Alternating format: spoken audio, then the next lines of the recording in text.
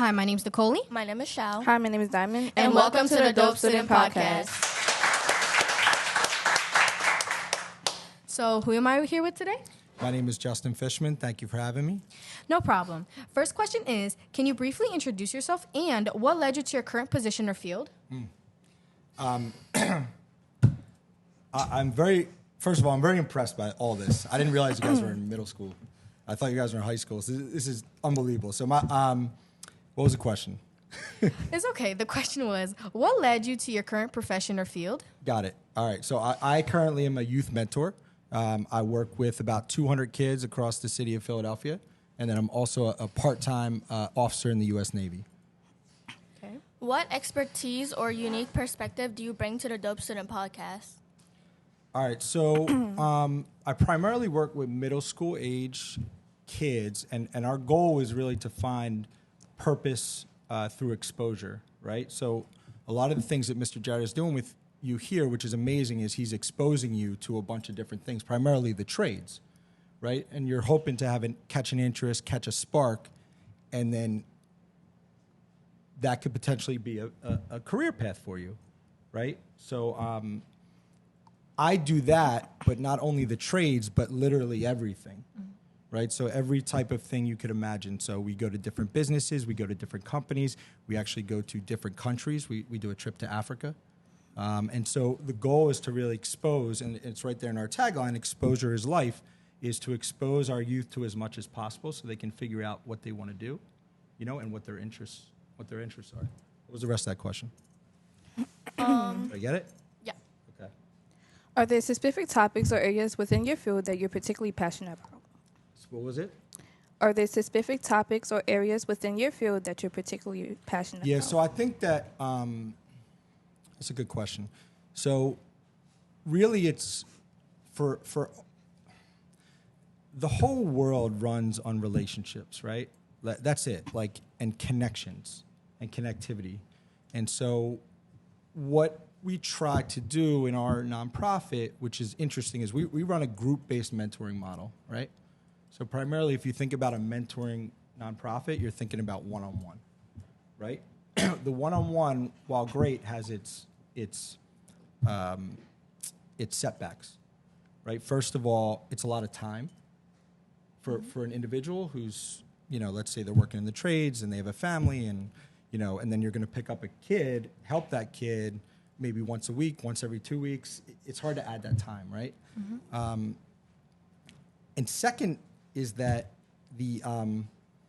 it doesn't expose the kids to a bigger peer network, right? And then a bigger mentor network, right? So we have a group model. So what's a group model look like? It's, we'll go to a company called Binswanger, which is a construction company, next month. We'll take 30 kids from around the city, right? From 28 different zip codes, but then we'll take 6 to 8 mentors with them from all different fields. So not only are they building a youth network, but they're building a mentor network as well. Mm-hmm. Right? Yes. Does that make sense? Yeah. All right. Are there specific themes or topics you would like to discuss on the podcast, and how do you approach group mentoring, and what do you believe are its main beneficials for young people? Right. So we were touching on that a little bit. So I think that what young people fail to see early on is how valuable your relationships with people can be, right? Mm-hmm. And then how do you build those relationships, right? So there's 2 ways, in my opinion, that young people can build their own personal network, their own relationships, right? So the first way is that you need to listen to people when they speak about what they're interested in, and then connect those people with others who may have similar interests, or they can benefit from each other. So connecting people together for only the purpose of them potentially helping each other comes back around in spades, right, to you. The second thing is that I think young people are very transactional today. So meaning well, I'm not going to do that for him, or I'm not going to do that for her, because what am I going to get out of it? Or what's she going to do for me, right? Mm-hmm. So, my advice is you do favors, you help people aggressively without asking for anything in return. And it may never come back, ever.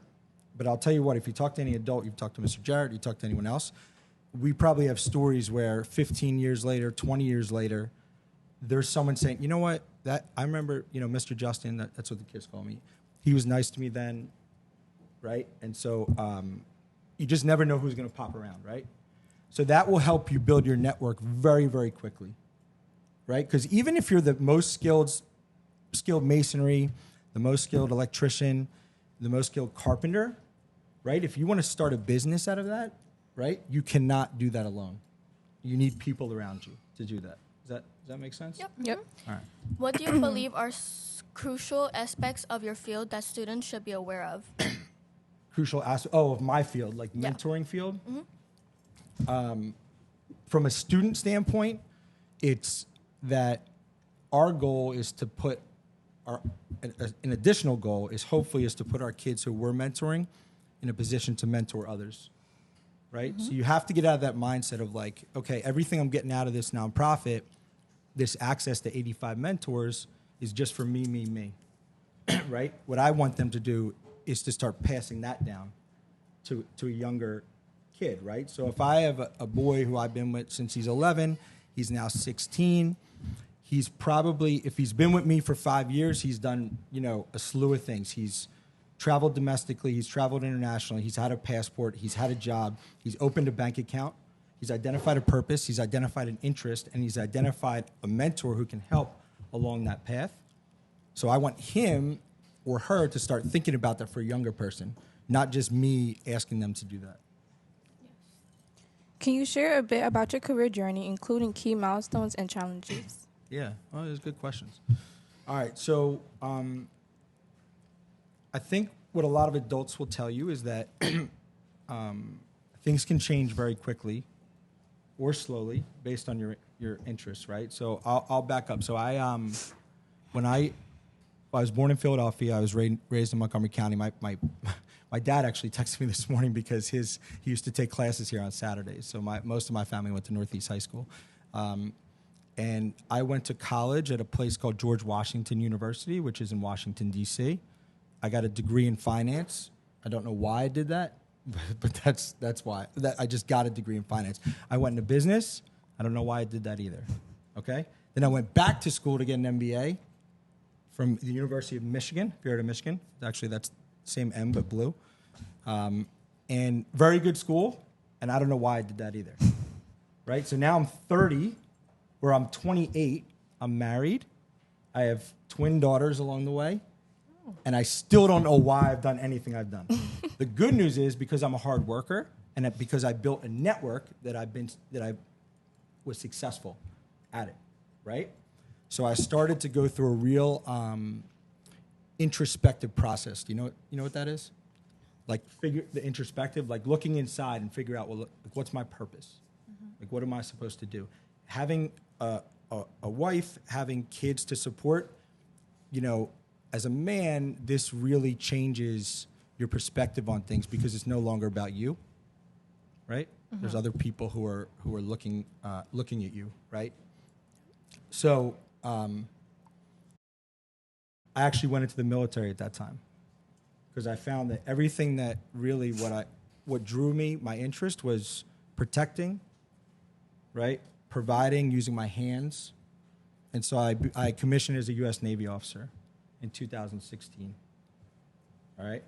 I'm going to keep going. Is that all right? Yeah, that's all right. Good. Okay. All right. I know you have questions to get to, but I'm going to keep going. I might cover them. So 2016, I commissioned as a U.S. Navy officer. I also started a summer camp for kids in my neighborhood in South Philly. All right? For 5 to 12-year-old kids, right? During the summer. I get deployed. Do you know what the word deployed means? Like sent off? Sent off, yeah, exactly. So I get deployed to the Middle East in 2019, 2020. I had to leave my family for a year. At this point, I have my son as well, who's 4 years old. This is a very, very hard thing to do, okay? But over that time, you have a lot of time to think, right? And so I'm thinking about these primarily the boys who I've gotten to know in that camp over 5, 6 years. They're becoming 11, 12 years old, and they're starting to there's not a lot, as Mr. Jarrett will tell you, there's not a lot of programs for 11 to 12-year-old boys or girls to figure out what they want to do, right? So when I got back, I started a mentoring program specifically for those kids. And I was like, all right, let's see how this goes. I'm still in finance, right? And the idea was to bring in a bunch of individuals to show them trades or jobs or industries, doctors, chef, lawyers, this we had in the first, architects. And it kind of grew from there. I linked up with an old partner of mine whose name was Kirk Berry, which stands for the KB Foundation. We kind of joined forces. He had a program, a summer camp, which exposes kids to different life skills. And from that point on, we grew to, from 2 programs to 10 programs, 200 families. And we were Jalen Hurts? All right, so we were on his sneaker for the NFL's My Cleats, My Cause as his nonprofit of choice. Oh. Yeah, and now I'm here with you guys. That's cool. Okay. Long answer, I know. It's okay. But what advice do you have for students considering a career in your field? Well, so my field's a little different. So I'll talk about the military first. Okay, so the military is, it's a lot of students like to take a look at this. They're very interested in this, right? They like to do this. I think the biggest difference they need to understand is the difference between I am not a civilian or a citizen like you guys, right? So meaning I do not have freedom of movement, right? I'm here with you today, but if someone called me tomorrow and said, hey, Lieutenant, I need you here, I have to go or I go to prison. A military jail, right? Wow. Does that make sense? Yeah. So especially when I talk to a lot of boys who are interested in because most of the kids that we deal with are boys, right? We about 10% girls, but 90% boys. And they say, oh, it looks good. Maybe I want to be in a fighter jet, or I'll be on a destroyer, right? Or I'll be in a tank. And I say, are you ready to leave everything you know? And no matter what you got going on, if you have a kid at the time, if you're building a family, they don't care about your excuse. Are you ready to leave that for 4 years, right? And typically they're not because they don't think about it like that. Yeah. But that's the difference. That's the advice on the military that you need to understand is that until you are out, you have no freedom. You're not a citizen. On the mentoring side, this is something that really should be done. I would encourage to get involved just on a volunteer basis, like I said, to start mentoring younger youth, but not in a career. If you're going to be a career mentor, you need to have a little experience in a bunch of different things to start actually, going into that industry. Mm-hmm. That makes sense? Yeah. Mm-hmm. Nicole. Yes. Right. Okay. Good. Yeah. How do you think exposure to real-world experiences can benefit students in their education and career choices? Okay.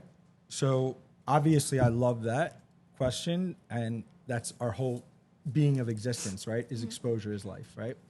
So we're in our 3rd year of taking young 8th grade boys to Africa, all right? Primarily, those boys have never been on a flight before. They've never been to an airport before. They've never seen the rest of the world. They don't know what it looks like, right? They've never left about half our kids have never left Philadelphia before, yeah. Right? And so if you're thinking about a fishbowl, okay, and you got a fish and it's swimming around and it's got little, what is it, like little scuba things or like little castles, like what do you put in a fish tank, right? But you can keep dropping other things in, but they're still swimming around the same bowl. Yeah. Right? So when we have individuals come in to our programs who are successful, who have had careers, and they tell them, oh, you know what, listen to me, the world is out there for you. You could take the world. The world's out there for you, right? But they don't even know what the world looks like. Yeah. So how do you even have a goal that involves going to take over the world in whatever it is you want to do, and you've never left Philadelphia, right? Mm-hmm. So this has to be done through exposure. So primarily everything we do is about exposing our youth to something new so they can figure it out what their actual purpose is. Mm-hmm. Good? Yeah. Yeah? All right. What else you got? Can you share a specific story or lesson from your work with students that stands out to you?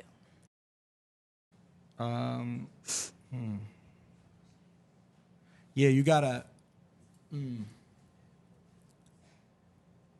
It's hard to pick. We got so many. We got sad ones. We got happy ones.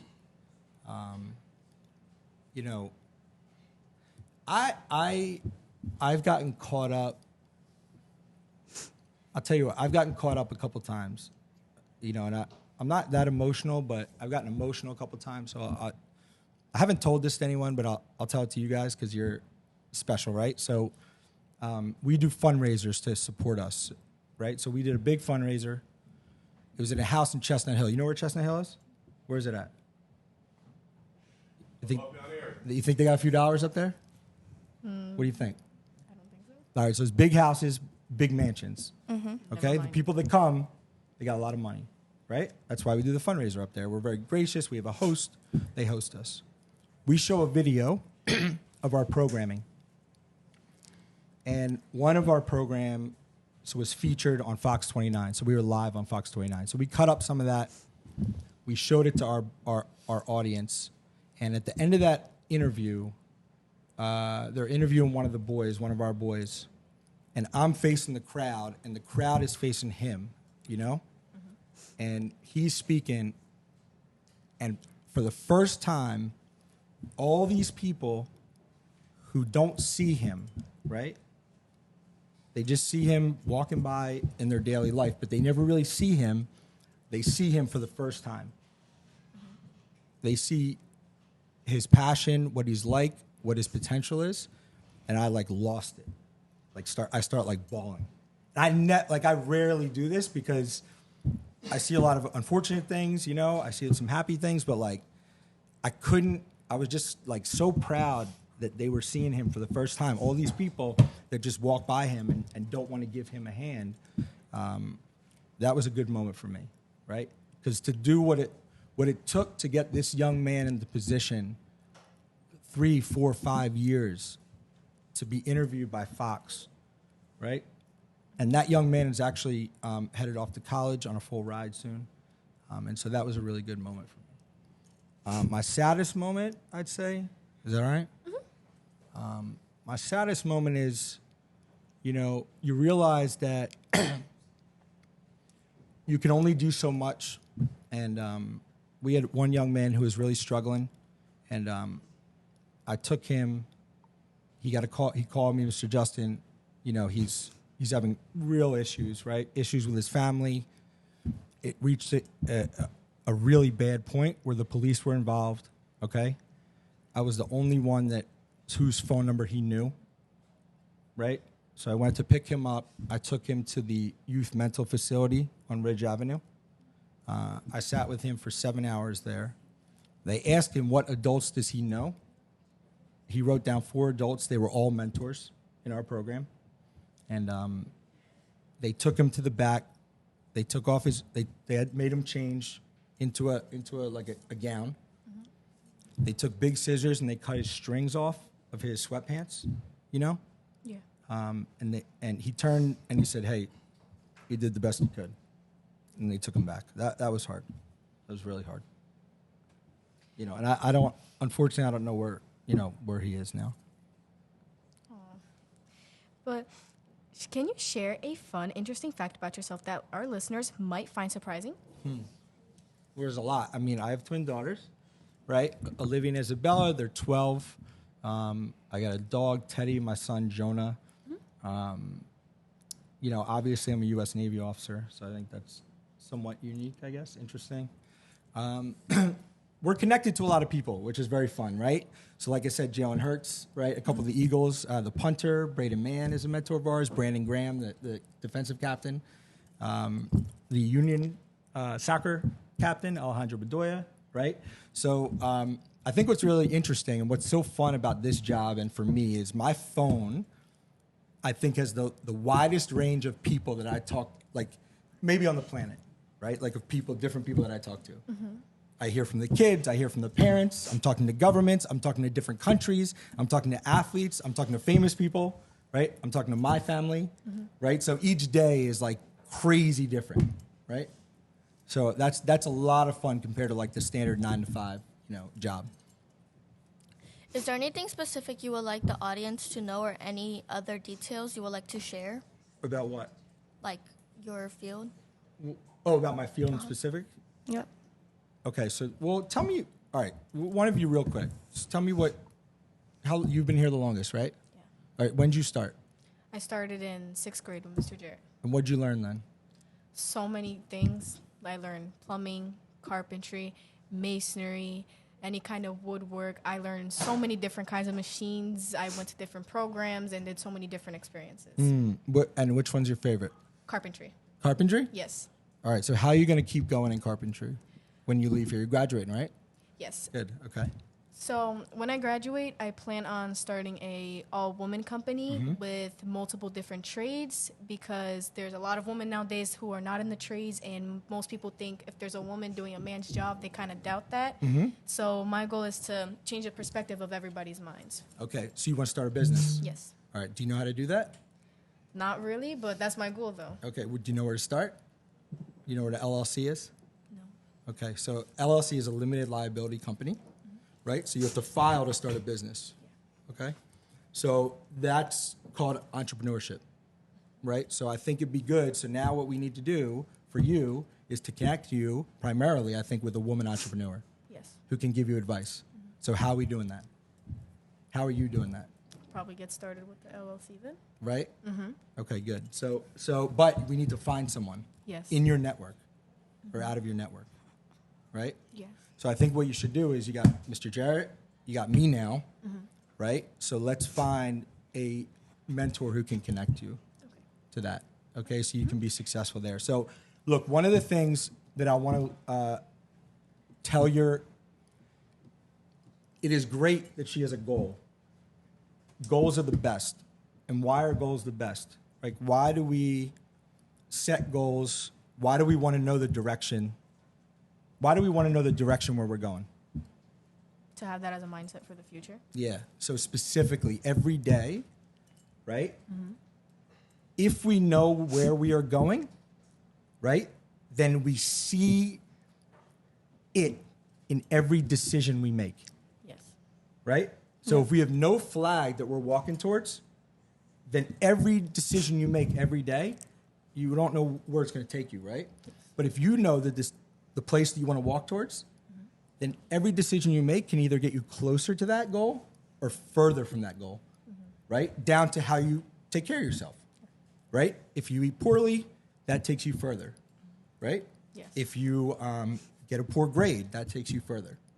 If you get a good grade, if you eat well, that takes you closer, right? So that's why it's so important to have the goals, right? So you set your goal and then you go backwards, right, to determine how you get there. Yes. Big things. And you can't get there alone, right? And so that's why the first thing you want to do before anything is figure out the people that you can ask questions to, especially as a kid, okay? The earlier you can figure this out, the more successful you'll be in anything that you need to ask for help. Make sense? Yep. What else you got? Okay, last question. Last question? Why? This is fun. Go ahead. Given your intense background, what do you think are key skills and qualities that you have helped your success across the different fields? That's okay.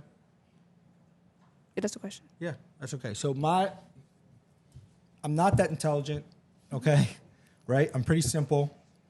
I have one superpower, and it's called networking. Yeah. Okay? This is my superpower. This is what I'm good at. It's very natural to me, right? Is connecting people to each other. My brain works a little bit differently. Like your brain might go towards carpentry, right? Yes. So it's like easy to know what you're going to do next because it just kind of naturally fits. So my brain goes very well in networking. And then how I can use those connections to benefit our youth, right? So every single day that I'm talking to potential donors, I'm talking to potential people who can help a youth, a potential mentor, right? I'm thinking about first is how can I help that person, not how they can help me, right? And then second is how can I meet them where they are in order to unlock what they can give back, right? So if you have a successful individual but doesn't have time to get involved as a mentor, but wants to give back, how do I meet that person where they are? So I can tap into that. So they can pass knowledge and open doors directly. All right? What else? So that was it. That was it? Before we end off, we would like to ask, do you have any social media pages where we could reach you out on? Yeah, so I have a personal page, but it's mostly youth. So that's J Fishman 21. Okay, JFISHMAN 21. Our nonprofit, that's Instagram. Our nonprofit has an Instagram page, which is KBF Mentoring, right? So Kilo Bravo Foxtrot Mentoring, right? And then you'll see all of our stuff, from that, basically. Okay. We would like to thank Justin Fishman for coming out to the Dope Student Podcast. Thank you so much for watching another episode. Bye.